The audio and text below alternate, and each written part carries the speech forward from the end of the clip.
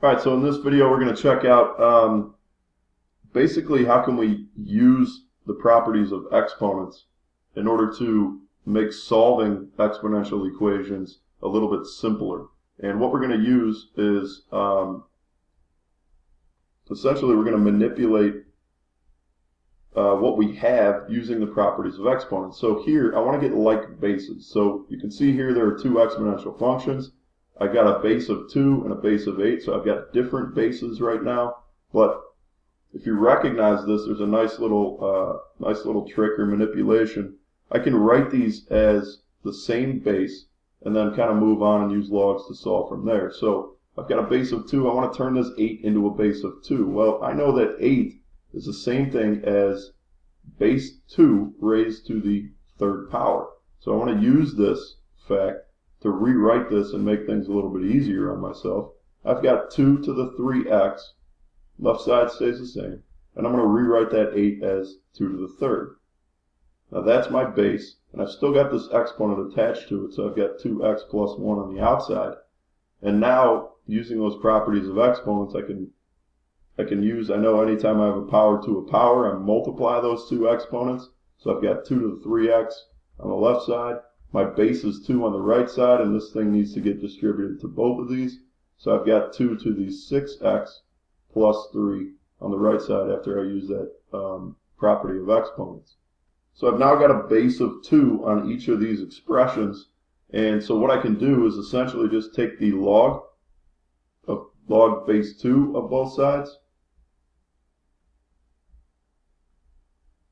use the product rule to move that term in front, and I'm left with 3x times the log base 2 of 2 is equal to 6x plus 3, use parentheses, times the log base 2 of 2. But look at what happens when we go to simplify this, this log. Log base 2 of 2 is going to equal to 1, so that just drops off and we're left with 3x. We have a log base 2 of 2 over here, and that's also going to drop off, or just simplify to 1.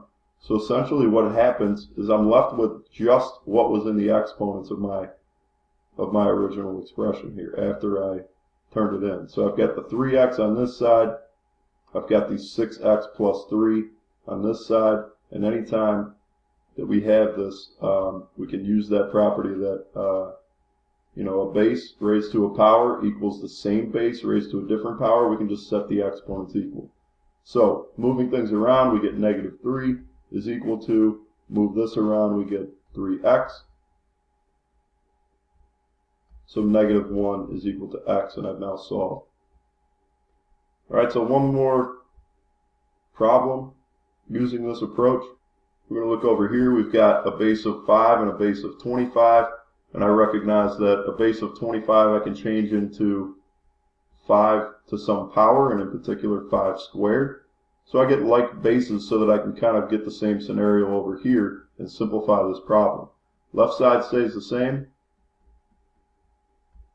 That's equal to 5 squared to the 8th power. And I've got to multiply my exponents here, so I've got 5 to the 3x minus 1 equals 5 to the 16th. And again, I've got the same base here, so if I took log base 5 of both sides, those exponents would drop off, and those bases would drop off, and I'd just be left with what's in the exponent. And you can go ahead and skip ahead to this step if you'd like.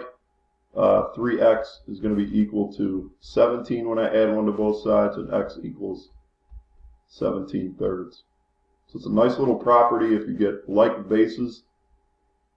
When you have exponential equations on both sides, you can use that property, and it just basically becomes a really simple algebra problem.